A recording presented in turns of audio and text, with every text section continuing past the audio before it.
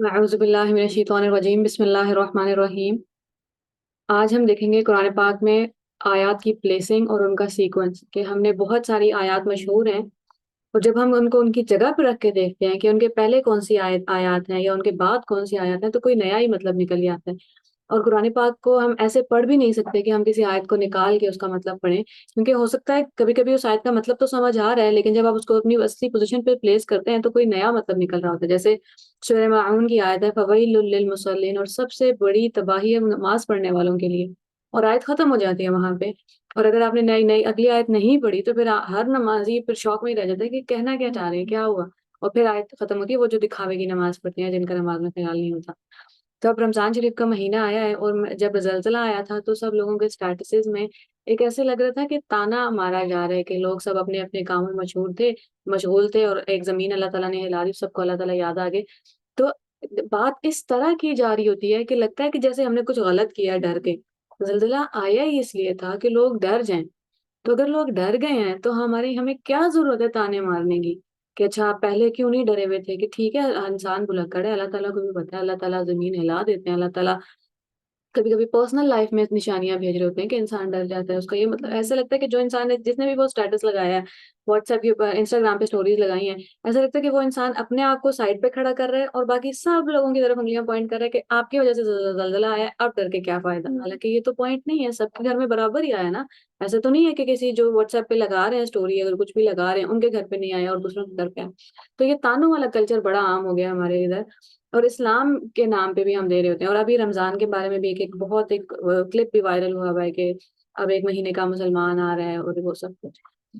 تو اس سے کیا ہوتا ہے کہ وہ جو ہمیں کیا پتا کہ وہ جو ایک انسان ہر سال صرف ایک مہینے کے لیے آ رہا ہے اور پھر واقعی واپس جا رہا ہے، اور ہم بھی اس کیٹیگری میں رہ چکے ہیں اور ابھی بھی ہیں شاید، تو ہمیں کیا پتا کہ یہ رمضان اس کا وہ رمضان ہو جب اس نے ہمیشہ کے لیے آ جانا ہے، یہ رمضان اس کا وہ رمضان ہو جب اس نے واپس نہیں جانا، جب اللہ تعالیٰ نے ایسا کوئی دل پلٹنا ہے کہ اس نے واپس نہیں جانا۔ لیکن اگر ہمارے ان شعروں سے، ہماری ان باتوں سے وہ انسان اب آ ہی نہیں رہا روزے کی طرف، اب اس کو ہم نے گلٹ ٹریپ میں اتنا ڈال دیا ہے، بیسکلی بات یہ ہو رہی ہے کہ تم ساری زندگی اتنے برے انسان رہے ہو، اب تم ڈیزرو نہیں کرتے کہ رمضان میں آ کے نماز کرو، عبادت کرو، یا کوئی وہ والی ساری باتیں کرو، جیسے ہم کے لوگوں کو کہہ رہے ہوتے ہیں کہ کیونکہ تم پہلے اللہ تعالیٰ سے نہیں ڈرے تھے تو تمہارا بنتا نہیں ہے زلزلہ آنے کے بعد بھی اللہ تعالیٰ سے ڈرنا۔ تو وہ بہت سمجھ نہیں آتی، اور اللہ تعالیٰ اس بات کو بہت اچھی طرح کاؤنٹر کرتے ہیں قرآن پاک میں۔ اب یہ والی آیت ہم ایک دفعہ پہلے کر چکے ہیں، اور جب میرا بندہ آپ سے میرے بارے میں پوچھے تو آپ اسے کہہ دیں میں قریب ہوں، کی ہے نا ہم نے؟ نہیں کی؟ اچھا، اللہ تعالیٰ کہہ رہے ہیں اور وَإِذَا، اور جب بھی بڑا پیارا ہے کہ اللہ تعالیٰ نے یہ نہیں کہا اگر میرا بندہ پوچھے، جب پوچھے، جب کا مطلب ہوتا ہے کہ امید ہے آئے گا۔ جب میرا بندہ، رسول اللہ صلی اللہ علیہ وآلہ وسلم سے بات ہو رہی ہے کہ جب میرا بندہ آپ سے پوچھے میرے بارے میں، تو اب اللہ تعالیٰ نے یہ نہیں کہا آپ اسے کہیں میں قریب ہوں۔ اللہ تعالیٰ ڈائریکٹ پھر اس بندے سے بات کرتے ہیں کہ میں قریب ہوں، اجیب دعوت الداعی، میں ہر دعا کرنے والے کا، ہر پکارنے والے کی پکار کا جواب دیتا ہوں، اذا دعان، جب بھی وہ پکارتا ہے۔ اب ہم کیا کرتے ہیں، ہم لوگوں سے کہتے ہیں صرف رمضان میں کیوں آ گئے ہو؟ یہ والی آیت جو 183 سے اور اس کے بعد والی دو آیتیں، پورا ایک پیراگراف ہے، پورا ایک رکوع ہے جس میں رمضان کی پوری بات ہو رہی ہے، اور اس آیت کے سینٹر میں یہ والی آیت، کہ اگر کوئی انسان صرف رمضان میں آ گیا ہے، صرف 27ویں کی رات کو آ گیا اللہ تعالیٰ سے معافی مانگنے کے لیے، تو اللہ تعالیٰ کے لیے ٹھیک ہے۔ ہم کون ہوتے ہیں دوسروں کو یہ احساس دلانے والے، یا کبھی کبھی اپنے آپ کو یہ احساس دلانے والے کہ کیونکہ تم نے 11 مہینے عبادت نہیں کی، یا کیونکہ ہم نے 29 دن رمضان کی عبادت نہیں کی تو اب 27ویں کو کیوں آ گئے؟ اللہ تعالیٰ کہہ رہے ہیں جب بھی بلائے میں نے جواب دینا ہے۔ فَلْيَسْتَجِيبُوا لِي، یہاں پھر اس کو کوشش کرنی چاہیے کہ وہ مجھے جواب دے، وَلْيُؤْمِنُوا، مجھ پہ ایمان رکھے، اس کو لوگوں کی باتیں سننے کی ضرورت نہیں ہے، امید رکھے، لَعَلَّهُمْ يَرْشُدُونَ، وہ ہدایت پا لے گا۔ اب کل میں بہت خوبصورت آیت مولانا طارق جمیل صاحب کا اگر آپ نے وہ بیان سنا ہو، جس میں وہ کہتے ہیں کہ اللہ تعالیٰ کہہ رہے ہیں کل، رسول اللہ صلی اللہ علیہ وآلہ وسلم سے کہہ رہے ہیں، یا عبادی الذین اسرفوا، میرے بندے جس نے، اسرفوا کہتے ہیں اتنا گناہ کرنا کہ پلک جھپکنے کے برابر بھی آپ نے نیکی نہیں کی، اللہ انفسہم، وہ گناہ تم نے اپنے خلاف ہی کیے، کسی اور کا نقصان نہیں کیا، لا تقنطوا من رحمت اللہ، اللہ کی رحمت سے مایوس نہ ہو جانا۔ اب یہ اللہ تعالیٰ کیوں کہہ رہے ہیں؟ کہ یہی بات دنیا والوں کی باتوں کی وجہ سے، کہ دنیا ہمیں بار بار، شیطان ہمیں بار بار آ کے یہ احساس دلائے گا کہ تم ایک لاسٹ کاز ہو۔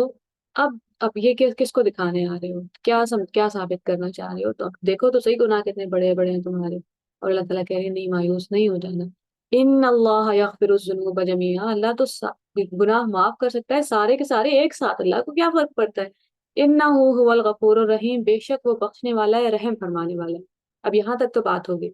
اب یہ بات ہو رہی ہے دنیا کی، یہ بات ہو رہی ہے اس انسان سے جو زندہ ہے اور سانس لے رہا ہے، جس کے پاس ابھی ٹائم ہے۔ یہ اس انسان سے بات نہیں ہو رہی جو مر گیا ہے یا جس کا امتحان ختم ہو گیا۔ اگر ہم یہ والی آیت اٹھا کے آخرت پہ اپلائی کر دیں گے نا کہ اللہ تعالیٰ نے سارے گناہ اکٹھے معاف کر دینے ہیں، تو وہ پھر ہمارا جو ہے نا ایمان خراب ہو جاتا ہے، پھر وہ جو اللہ تعالیٰ کا بیلنس کا نظام ہے، انصاف کا نظام ہے، وہ خراب ہو جاتا ہے۔ اب ہمیں یہ دیکھنا پڑے گا کہ ان آیتوں سے آگے کون سی آیتیں ہیں۔ اللہ تعالیٰ اس دنیا میں لوگوں کو یہ احساس دلا رہے تھے۔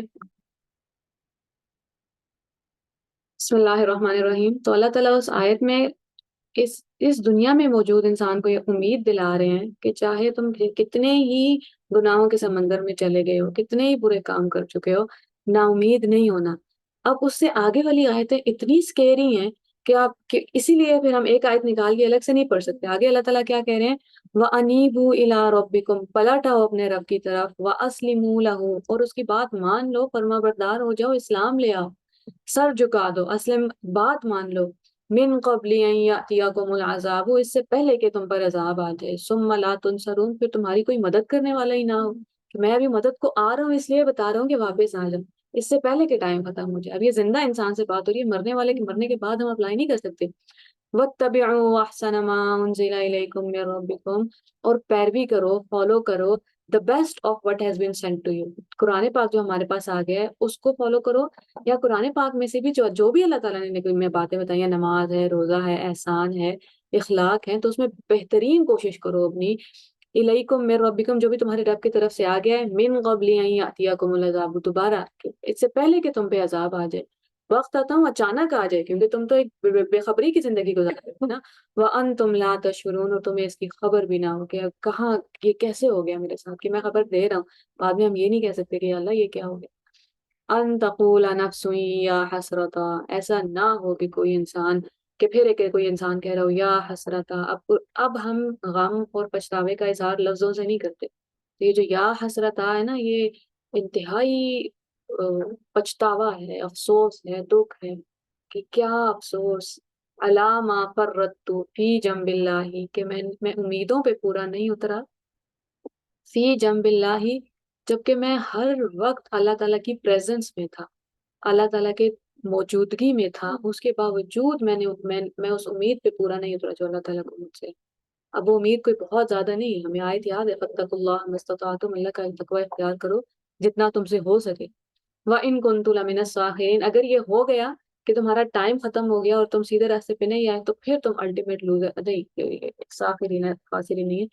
اور میں تو مذاق اڑانے والوں میں شامل رہا۔ اب وہ بندہ پچھتا رہا ہے کہ میں نے کسی بات کو سیریس نہیں لیا، کہ میں نے لیا ہی نہیں سیریس، کہ اللہ تعالیٰ کہہ رہے تھے کہ میں معاف کر دوں گا، میں نے سیریس لیا ہی نہیں کہ اللہ تعالیٰ کہتے ہیں واپس آ جاؤ اس سے پہلے کہ دیر ہو جائے۔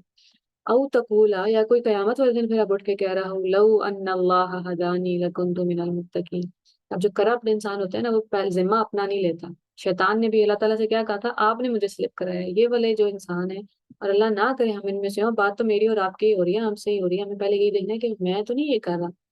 لو ان اللہ ہدانی، اگر اللہ تعالیٰ مجھے ہدایت دے دیتے تو میں تقوی والوں میں سے ہو جاتا۔ تو اب اس نے بلیم گیم کھیلنا شروع کیا ہے کہ اللہ تعالیٰ نے مجھے ہدایت نہیں دی۔ لیکن او تقول حین در العذاب، اب جیسے ہی عذاب دیکھا ہے، اب جیسے پنشمنٹ دیکھی ہے، تو دماغ ٹھکانے آ گیا ہے، اب واپس ذمہ داری اپنی قبول۔ لو ان لی کرۃن، یا اللہ کاش آپ مجھے ایک دوسرا موقع دے دیں، ایک بار پھر جانے دیں، فاکون من المحسنین، تو میں احسان کرنے والوں میں سے ہو جاؤں گا۔ تین درجے ہیں نا، ایک اسلام ہے جو سب سے کم درجہ ہے، پھر ایمان ہے جو اس سے اوپر کا درجہ ہے، اور پھر احسان ہے جس میں آپ اپنا بیسٹ دیتے ہیں۔ تو اب وہ انسان اسلام لانے کی بات نہیں کر رہا، مومن ہونے کی بھی بات نہیں کر رہا، وہ کہہ رہا ہے میں احسان کروں گا یا اللہ، میں نے اب دیکھ لیا، ایک دفعہ مجھے واپس جانے دیں۔ اللہ تعالیٰ کیا کہہ رہے ہیں؟ بلا نہیں، قد جاءت کا آیاتی، تمہارے پاس میری آیتیں آتی تھیں، فکذبت بہا، پھر تم انہیں جھٹلا دیتے تھے، واستکبرت، اور ان کا مذاق اڑاتے تھے اور تکبر کرتے تھے، وکنت من الکافرین، اور تم کافروں میں سے ہوگے کہ جب آپ کے پاس کوئی چیز آئے اور آپ نے اس کو ڈھانپ دیا۔ تو یہ جو بہت خوبصورت آیت ہے، جب اللہ تعالیٰ کہتے ہیں کہ میرے بندے واپس آ جاؤ، دیر نہیں ہوئی۔ اور یہ امید اللہ تعالیٰ، جب تک کوئی انسان مرا نہیں ہے، جب تک اس کے پاس نزا کا وقت نہیں آ گیا، اس نے فرشتے نہیں دیکھ لیے، یہ ہر انسان کے لیے وہ دروازہ کھلا ہوا ہے۔ کبھی کبھی ہم اپنے لیے وہ دروازہ خود بند کر دیتے ہیں، کیونکہ شیطان اور نفس، شیطان کی ایک ٹیکٹک بائیں طرف سے آنا بھی ہے نا، ایک اس کا طریقہ ہی یہ ہے کہ وہ ہمیں ہماری برائی اتنی یاد کروائے گا اور وہ ہمیں یہ بتائے گا کہ اب کوئی امید نہیں ہے۔ اور یہ والی آیتیں جو ہے وہ اللہ تعالیٰ بار بار ہمیں امید دلا رہے ہیں، لیکن ہمیں دیکھنا ہوگا امید کے بعد کیا کہہ رہے ہیں، کہ ابھی سنبھل جاؤ، ایسا نہ ہو کہ عذاب آ جائے۔ دو دفعہ اللہ تعالیٰ نے کہا اس سے پہلے کہ عذاب آ جائے، اس سے پہلے کہ عذاب آ جائے،